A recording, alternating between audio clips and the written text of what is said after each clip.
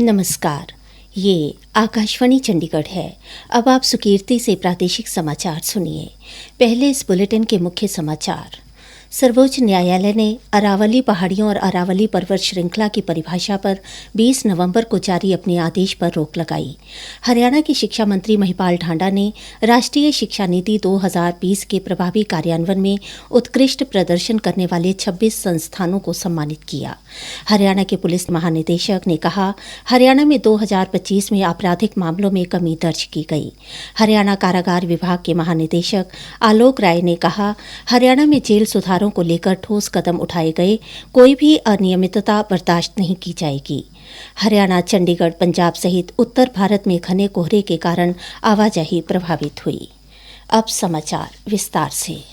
सर्वोच्च न्यायालय ने अरावली पहाड़ियों और अरावली पर्वत श्रृंखला की परिभाषा पर 20 नवंबर को जारी अपने आदेश पर रोक लगा दी है। मुख्य न्यायाधीश न्यायमूर्ति सूर्यकांत और न्यायमूर्ति जे.के. महेश्वरी और ए.जी. मसीही की अवकाश पीठ ने अरावली की परिभाषा के संबंध में जांच किए जाने वाले मुद्दों के परीक्षण के लिए एक नई विशेषज्ञ समिति गठित करने का भी आदेश दिया है। सर्वोच्च न्यायालय ने कहा कि पहले से स्वीकृत परिभाषाओं पर स्पष्टीकरण जरूरी है और 20 नवंबर को जारी शीर्ष न्यायालय के निर्देशों पर फिलहाल रोक रहेगी। न्यायालय ने इस मुद्दे पर केंद्र तथा राजस्थान, गुजरात, दिल्ली और हरियाणा को नोटिस जारी कर जवाब मांगा है। न्यायालय ने अरावली पर्वत श्रृंखला की परिभाषा से जुड़ी चिंताओं पर स्वतः संज्ञान लिया था। केंद्रीय पर्यावरण, वन और जलवायु परिवर्तन मंत्रालय ने 24 दिसंबर को राज्यों को अरावली में किसी भी नई खनन लीज देने पर पूरी तरह से रोक लगाने के निर्देश जारी किए थे। केंद्रीय कृषि, किसान कल्याण और ग्रामीण विकास मंत्री शिवराज सिंह चौहान ने कहा है कि केंद्र सरकार ने मनरेगा योजना में विभिन्न कमियों और अनियमितताओं को दूर करने के लिए विकसित भारत जी राम जी नाम का एक नया कानून बनाया गया है। आज उत्तराखंड में राज्य स्तरीय किसान दिवस 2025 कार्यक्रम को संबोधित करते हुए श्री चौहान ने कहा कि पहले मनरेगा में 100 दिन का रोजगार मिलता था, लेकिन नए कानून ने इसे बढ़ाकर 125 दिन कर दिया है। उन्होंने बताया कि आवेदन के 15 दिन के भीतर काम न मिलने पर अनिवार्य बेरोजगारी भत्ता दिया जाएगा। हरियाणा के शिक्षा मंत्री महिपाल ढांडा ने आज राष्ट्रीय शिक्षा नीति 2020 के प्रभावी कार्यान्वयन में उत्कृष्ट प्रदर्शन करने वाले 26 संस्थानों को सम्मानित किया। उन्होंने यह पुरस्कार पंचकुला में हरियाणा राज्य उच्च शिक्षा परिषद द्वारा आयोजित हरियाणा राज्य राष्ट्रीय शिक्षा नीति 2020 कार्यान्वयन उत्कृष्टता पुरस्कार 2025 समारोह में प्रदान किए। समारोह में हरियाणा के सभी विश्वविद्यालयों, 16 राज्य विश्वविद्यालयों व 26 निजी विश्वविद्यालयों के कुलपतियों व प्रधानाचार्यों ने भाग लिया। इस अवसर पर कुलपतियों ने राज्य में उच्च शिक्षा के क्षेत्र में राष्ट्रीय शिक्षा नीति के सफल क्रियान्वयन से जुड़े अनुभवों और उपलब्धियों को साझा किया। महाविद्यालयों द्वारा राष्ट्रीय शिक्षा नीति पर अपनी प्रस्तुतियां भी दी गईं। पत्रकारों से बातचीत करते हुए शिक्षा मंत्री ने कहा कि 2047 तक हरियाणा कैसे विकसित बने, उस पर हर विभाग अपना काम कर रहा है। इसी तरह शिक्षा क्षेत्र की जिम्मेदारी का निर्वहन करते हुए शिक्षा के क्षेत्र में और सुधार के लिए काम किया जा रहा है।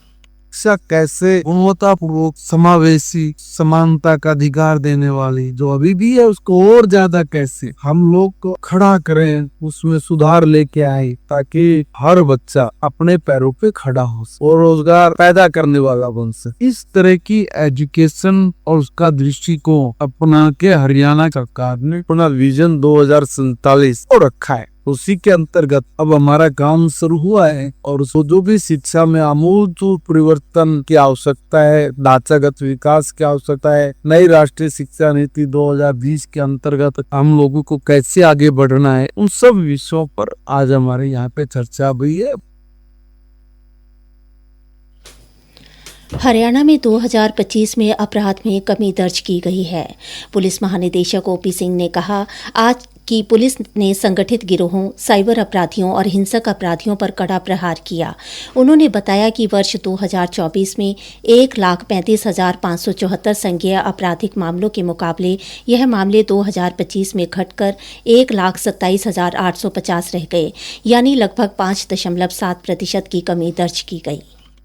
इस साल जो है crime against person, property, woman जो भी है, तो उसमें सब्सटेंसिव कमी आई है। उसी तरह देखें कि आर्म्स एक्ट में ज्यादा हथियारबंद पकड़े गए, ज्यादा गोलियां बरामद हुई, ज्यादा एनडीपीएस के मुकदमे दर्ज हुए, चूंकि पुलिस ने ज्यादा समय लगाया अपराध और अपराधियों के पीछे, तो फिर वो पकड़े गए तो फिर अपराध में कमी आई, जो जघन्य अपराध है। और जो आर्म्स वाले मुकदमे है, एनडीपीएस में बढ़ोतरी हुई। जिस पुलिस मैन में पुलिस क्राइम को लेकर टैलेंट है, क्राइम को लेकर एक्सपीरियंस है, वो क्राइम के काम में लगे। साइबर अपराध को लेकर उन्होंने कहा, साइबर क्राइम में वो समय नहीं रहा कि बड़ा क्राइम का एक छोटा हिस्सा है। साइबर क्राइम में बड़ा हिस्सा है क्राइम का। अगर क्राइम सिटी अप्रोच आप देखें तो क्राइम अगेंस्ट पर्सन तो कम है, प्रॉपर्टी तो कम है, लेकिन जो इकोनॉमिक क्राइम और साइबर क्राइम है उसकी संख्या बहुत ज्यादा, क्योंकि जो सारी गतिविधि है वो ऑनलाइन हो गई। इकोनॉमिक ऑफेंसेस और साइबर क्राइम में काफी बढ़ोतरी। तो अभी हम लोग जो व्यवस्था हमने रखी है, तो उससे जो साइबर क्राइम में पैसा चला गया तो उसको रोकने का प्रतिशत हमारा मुल्क में सबसे ज्यादा। तो उसमें क्योंकि हमने ज्यादा आदमी लगा रखे हैं, हमारा कोऑर्डिनेशन टेलीकॉम से और बैंक से ज्यादा अच्छा है, और हमने अवेयरनेस की बात काफी की, तो लोग 6-7 घंटे में हमें बता देते हैं, उनके पैसे रोक पाते हैं। पुलिस महानिदेशक ने कहा कि 2026 में तकनीक, फॉरेंसिक विज्ञान और पुलिस के लास्ट माइल डोमिनेशन में और तेजी लाई जाएगी। प्रादेशिक समाचार आकाशवाणी चंडीगढ़ से प्रसारित किए जा रहे हैं। हमारे बुलेटिनों और ताज़ा समाचारों के लिए आप हमारी वेबसाइट newsonair.gov.in पर लॉगिन कर सकते हैं। ये समाचार हमारे यूट्यूब चैनल और x handle Akashvani news Chandigarh पर भी उपलब्ध हैं।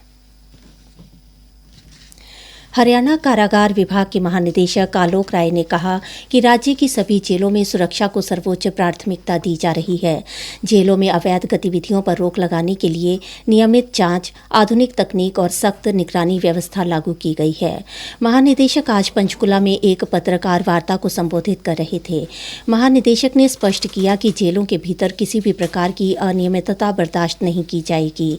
उन्होंने सुरक्षा व्यवस्था, बंदियों के सुधारात्मक कार्यक्रमों और प्रशासनिक कदमों पर विस्तार से बात करते हुए ओपन जेलों के बारे में जानकारी दी। ओपन जेल का हमारा 2 जगह पे कंसेप्ट चल रहा है, एक करनाल में चल रहा है, एक फरीदाबाद में चल रहा है। करनाल में 32 फ्लैट बने हुए हैं और 23 फ्लैट में फैमिली के साथ प्रिजन इनमेट्स हैं वो रह रहे हैं। अब उसमें से कई लोग हैं जो ई रिक्शा चला रहे हैं, 3-4 लोग, कुछ लोग वहाँ रेहड़ी लगाते हैं, कुछ प्राइवेट सेक्टर में भी काम करते हैं। तो वो फैमिली वो इस तरीके से समझिए कि फ्लैट्स बने हुए हैं और सामने एक खुला ग्राउंड है जिसमें सब्जी और तमाम चीजें लगी हुई है। बीच में एक राजपथ टाइप का मेन रोड बना हुआ है और जो दीवार है वो जेल की तरह बनी हुई है, उसके ऊपर तार लगे हुए हैं, एक बड़ा सा गेट है। उन्होंने बताया कि बंदियों के सुधार और पुनर्वास के लिए विभिन्न योजनाएं चलाई जा रही हैं, जिनमें शिक्षा, कौशल विकास और स्वास्थ्य सुविधाओं को मजबूत किया गया है। इसका उद्देश्य यह है कि सजा पूरी करने के बाद बंदी समाज की मुख्य धारा में वापस लौट सके। मीडिया कर्मियों के सवालों के जवाब देते हुए महानिदेशक ने कहा कि कारागार प्रशासन पारदर्शिता के साथ काम कर रहा है।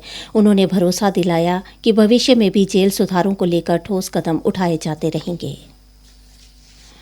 आज पलवल में पुलिस अधीक्षक वरुण सिंगला ने अपराध एवं अपराधियों तथा मादक पदार्थ गतिविधियों में संलिप्त लोगों पर कारगर ढंग से अंकुश लगाने एवं जनहित कार्यों में उत्कृष्ट प्रदर्शन करने वाले 27 पुलिस जवानों को उत्कृष्ट कार्य करने के लिए प्रशस्ति पत्र व नगद पुरस्कार देकर सम्मानित किया। पुलिस लाइन के परेड ग्राउंड में आयोजित साप्ताहिक सामान्य परेड से सलामी लेने और परेड का निरीक्षण करने के बाद उन्होंने यह पुरस्कार प्रदान किए। पुलिस अधीक्षक ने उपस्थित पुलिस कर्मचारियों को कर्तव्य पालन करने के लिए प्रेरित करते हुए कहा कि उन्हें ईमानदारी से समाज में पुलिस विभाग की बेहतर छवि के लिए काम कर समाज में एक अनूठी मिसाल पेश करनी चाहिए। उन्होंने पुलिस जवानों को आमजन के साथ हमेशा मैत्रीपूर्ण व्यवहार करने और उनकी समस्याओं का समाधान करने के लिए हमेशा तत्पर रहने की सीख दी।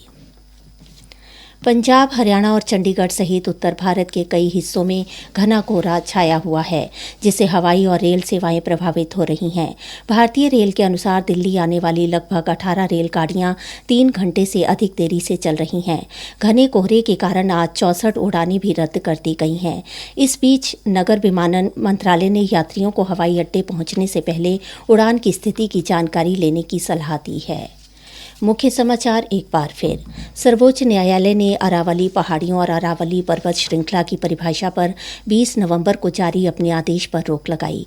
हरियाणा के शिक्षा मंत्री महिपाल ढांडा ने राष्ट्रीय शिक्षा नीति 2020 के प्रभावी कार्यान्वयन में उत्कृष्ट प्रदर्शन करने वाले 26 संस्थानों को सम्मानित किया। हरियाणा के पुलिस महानिदेशक ने कहा, हरियाणा में 2025 में आपराधिक मामलों में कमी दर्ज की गई। इसी के साथ ही प्रादेशिक समाचार समाप्त हुए।